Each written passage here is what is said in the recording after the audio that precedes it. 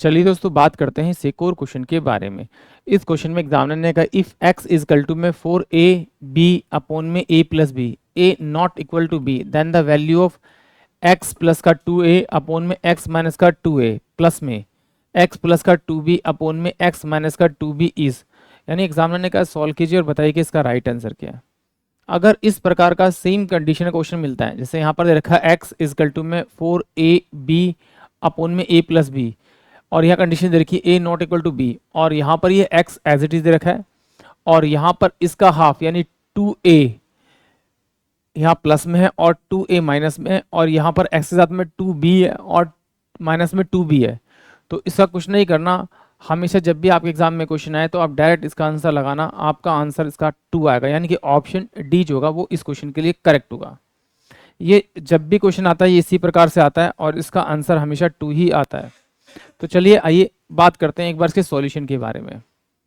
अब देखिए जरा, अगर मैं इसे x अपोन में यहाँ से मैं नीचे 2a ले आऊँ तो मेरे पास जो बचेगा वो 2b यहाँ पर बचेगा आपका, और ये a प्लस में b हो जाएगा, ये हो जाएगा। तो मैं इसमें क्या रूल यूज़ करूँगा, कंपोनेंटो एंड डिविडेंड एक रूल यूज़ करूँगा। वो क्या रूल होता है आपका, जैसे p बाय में q दे रखा है तो p को आप एक बार ऊपर लिखेंगे और p को एक बार नीचे लिखेंगे, और ऊपर वाले में q आप जोड़ देंगे और नीचे वाले में q माइनस कर देंगे। इसी को बोलते हैं कंपोनेंट डिविडेंड रूल। तो यहाँ पर x था, x को मैंने एक बार ऊपर लिखा और x को मैंने एक बार नीचे लिखा। यहाँ पर मैंने प्लस 2a किया, नीचे मैंने यहाँ पे क्या किया आपका माइनस 2a किया, बराबर में सेम यहाँ पर 2b है, अपोन में नीचे कितना होगा मेरे पास में आपका 2b, ऊपर मैंने प्लस में किया a प्लस का आपका b हो जाएगा, यहाँ मेरे पास होगा माइनस का a माइनस का b, ये मेरे पास में इसकी वैल्यू हो जाएगी। इसको सॉल्व करेंगे तो मेरे पास क्या आ जाएगा x प्लस का 2a अपोन में x माइनस का 2a, और ये हो जाएगा आपका बराबर में आपका 3b प्लस का a अपोन में b माइनस का a। ये मेरे पास में इसकी वैल्यू आ गई, जिसकी ये इसकी वैल्यू आ गई। जिस तरह से मैंने इसको सॉल्व किया ऐसे ही मैं इसको सॉल्व करूंगा। अब मैं यहाँ से क्या लूँगा आपका, यहाँ पर 2b लूँगा। जब 2b लूँगा तो सारी कंडीशन मेरी सेम आएगी, एक बार फिर भी देख लेते हैं। तो यहाँ से मैंने लिया x अपोन में 2b, यहाँ से अब क्या किया ये b और यहाँ से 2 ले लिया, तो 2 पर क्या रह जाएगा आपका 2a अपोन में a प्लस का आपका b रह जाएगा।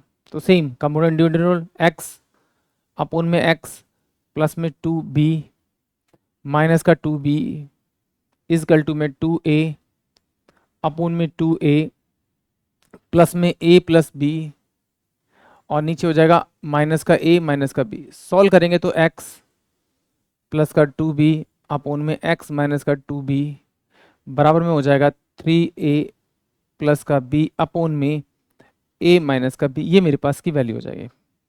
तो अब देखिए ये वाली जो वैल्यू थी वो मेरे पास इसकी थी, और ये वाली जो वैल्यू है वो है इसकी। तो इन दोनों को क्या करेंगे हम, प्लस करें तो यहाँ पे प्लस कर देंगे। यहाँ पे मेरे पास में 3b प्लस का a अपोन में b माइनस का a, यहाँ पर मेरे पास में b माइनस का a, और यहाँ पर मेरे पास है a माइनस का b। तो यहाँ से माइनस कॉमन निकालूंगा तो माइनस ऊपर चल जाएगा, तो 3a माइनस का b अपोन में ये हो जाएगा b माइनस का a। सॉल्व करेंगे तो ये मेरे पास में क्या होगा, इस b में से 3b में से b जाएगा, तो ये मेरे पास में 2b बचेगा, और ये माइनस का मेरे पास में 2a बचेगा, अपोन में ये b माइनस का a बचेगा। तो यहाँ से 2 कॉमन निकालेंगे तो b माइनस का a अपोन में b माइनस का a, ये वैल्यू चाहिए, इससे कट जाएगा। तो इसका आंसर क्या आएगा आपका 2। यानी कि इतना बड़ा सोल्व करने की जरूरत नहीं है, सिर्फ आपको यहाँ कंडीशन जो चेक करनी है वो कंडीशन यहाँ चेक करनी है कि यहाँ पर मिलना चाहिए आपका 4ab, और अपोन में यही दोनों वैल्यू प्लस में होनी चाहिए।